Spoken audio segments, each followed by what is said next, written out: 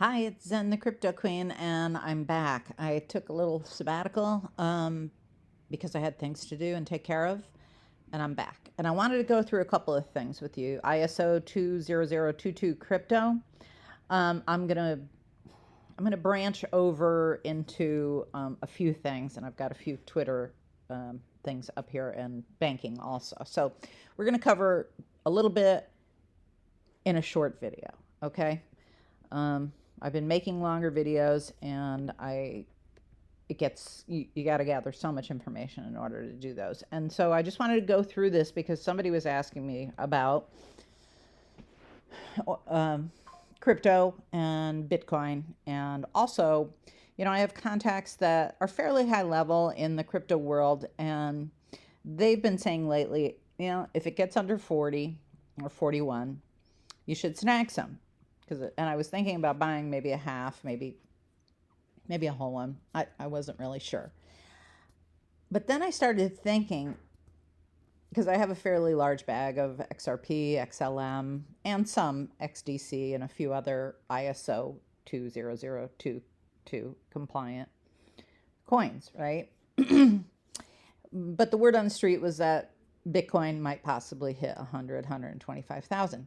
On the flip side, there's a back narrative that also gets just as much airtime, saying that once the ISO 20022 coins actually prove their utility and get real usage out in the world, which I mentioned with a coupling of XRPL, that's XRP Ledger Network, mixed with Onyx, which is JP Morgan Chase is working on.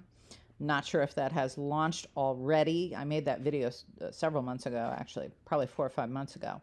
So I'm going to check on that, but I just wanted to throw that out there. But here are the list of the compliant coins. And if you don't know what ISO 20022 designation even is, it's a standard amongst international organizations for the standards for currency. Okay, so there's I'll link this article in the description box below because I want to move on from this because I get that all the time, and I've put out several videos about what ISO 20022 is, why it's important, blah, blah, blah. But as you can see on the left-hand column here under Cryptopolitan, so I'll link the article. You can look up all kinds of stuff, all right? And Verge is the latest ISO 20022 compliant asset, okay? The other list is XRP, XLM, XDC, Quant, that's QNT, Algorand, which is Algo, and Miota, which is IOTA. Okay, so let's move on to this, because I love this guy, Panos. Panos makes sense to me on many levels, okay? I once posted an article about why XRP is the most misunderstood crypto. If you want the link to that, hit me with a comment down below, and I will ship you that link, okay? The path to crypto mass adoption, and he puts 1/10 because that means that he makes other comments because Twitter is, or X as it's called now, has restrictions on how many letters and characters you can have. So yes, regulations and education are necessary, but two fundamental shifts pave the way for widespread blockchain and crypto adoption. I emphasize blockchain because it's not really about the crypto. Many people have only heard of Bitcoin and they go, I don't believe in crypto, and crypto's a scam and all that other stuff. Blockchain is here to stay, people. It is a methodology that is here to stay. So one, user-centric approach. Two, seamlessly integrate that with what has been run not with blockchain in the past, okay? So look at how the trajectory went for the internet back in the day, and look at how the trajectory for crypto adoption is going, okay? So, that simple swap on the left. Okay, so internet, whatever. Anyway, let's take a look at this. So user shifting the focus from investment-centric to adoption or adaptation. Solving real world problems without the need for users to delve deeply into the technicalities or investment potential. So embrace a user mentality. When using the internet, the primary goal is to utilize it for various tasks, not necessarily invest in internet-related companies. Similarly, with blockchain and crypto, we must view ourselves as users first, harnessing this technology's potential to improve daily life. There it is. So the technology is here. It's here to stay. And people are too focused on the investment aspects of it while not considering what's the utility, okay? The majority should see themselves as users first and then as investors. As early investors in this revolutionary tech, we are all going to make money either way as the tech gets adopted and dApps succeed. Okay? So, Panos, I couldn't agree more. Real adoption hinges on engaging users and consumers just as any thriving industry does. When using an app, users don't dwell on learning how it works or investing in its technology. They focus on its utility to themselves. Correct? Yeah. Can't agree more with this whole assessment. It's so well laid out. 2, seamless integration. The true mark of successful integration lies in its seamless nature. The blockchain technology is seamlessly embedded within applications, services, or products. Users won't even need to grapple with the complexities of blockchain. Like I say, when I talked about Swift and switching over to a new ODL, that's on-demand liquidity, way of doing transactions with different currencies, it'll happen momentarily and it'll be cheap. How will that work? Seamless integration. When you go to move your money from one country to another, will you even notice? Probably not, other than that it gets there faster, because banks aren't going to lower their fees for you, but you'll get faster, more accurate, efficient service. That's all that's going to happen. So most people will go, blockchain what? You know, they won't know. It's just going to be seamless integration. Instead, they'll simply enjoy the benefits it brings without needing to be conscious of its presence. Okay, that was a much easier way of what I just said.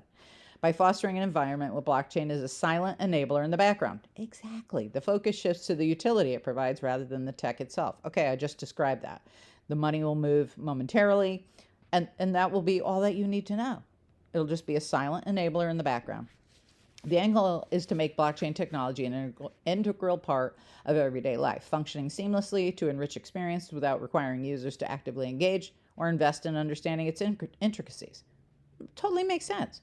Whether it's financial tools, data service, social platforms, entertainment, users would interact without concerning themselves with the underlying technology, which will be blockchain.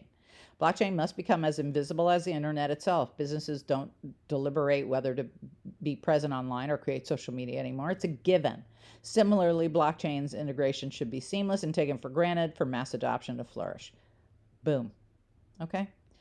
So I love Guy on Earth, though. Can't believe people are still comparing crypto adaptation to internet adoption. Hilarious. Well, you know what? Here you go. There's your answer. Crypto Web3 adoption is far more significant and bigger at a much faster pace than the internet. So there you have it. So, yeah, like Panos. What was I looking for here? This one right here. XRP and HBAR.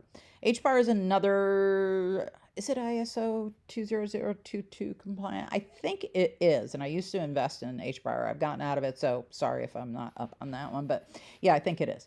Anyway, Jed Taco Stand is dumping. I don't even know what that means. If somebody can explain that to me, put it in the comments, please. Lawsuit is the problem. Yes, of course it is. There's always a new excuse. Some previous ones. Well, you know what? Excuses, whatever. Biden administration, anti-crypto, banks in U.S. not adopting due to Biden administration stance. Another good reason to exit stage right. Bye, Joe. Looking forward to the next excuse. Well, okay, sure, but go take a look at the charts, XRP and European 3.3 followers. And that's all I'm going to say on that, because, you know, people, this is why I normally don't go over to X, because people just spew all kinds of stuff. I'm going to go with Panos because I've been following this guy for many moons, and he's the most accurate on Twitter. Twitter tends to breed just people who are, well, I hate to say it, but full of a lot of BS, okay? And if you look at Panos, he's got an accounting and finance degree. So I think he's a little bit more ahead of all the people who are out there who are like Moon Lambo and all these people who are like me. I mean, I educate myself on crypto and I just share what I do. It's not financial advice. I just share what I do because I love the whole world of crypto. Okay. But do I have a finance degree or accounting degree or the ability to, uh, you know, what do you call it? Be a financial advisor to anyone? No, I'm just sharing what I do with 5% of my net worth. That's it. So you do you and do your own research always, no matter who suggests what. And I would never buy a coin just based on someone suggesting anything, which is why I listed this, and I will put it in the description box because it will give you some good information about what are the standards, why is it crucial, should you deal with it at all, and that's a decision for each and every person. And I hope you get by a little bit. I mean, there are those people who I never suggest more than 5%, especially if you're tentative about it. Make it 3%. And then there's people who take on a bigger risk factor, and up that percentage. I mean, yeah, I'm definitely higher than 5%, but you know what? I'm okay with it because I think I'm pretty clear on where it's rolling. Okay. And right there, I'm going to wrap it so I can start working on the next video because I've got much more to come. Okay. All right. Love you all. And I will chat with you on the next video. Feel free to leave a comment if you want a one-on-one session.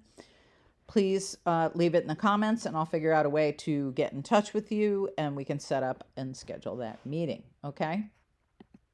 Ciao for now.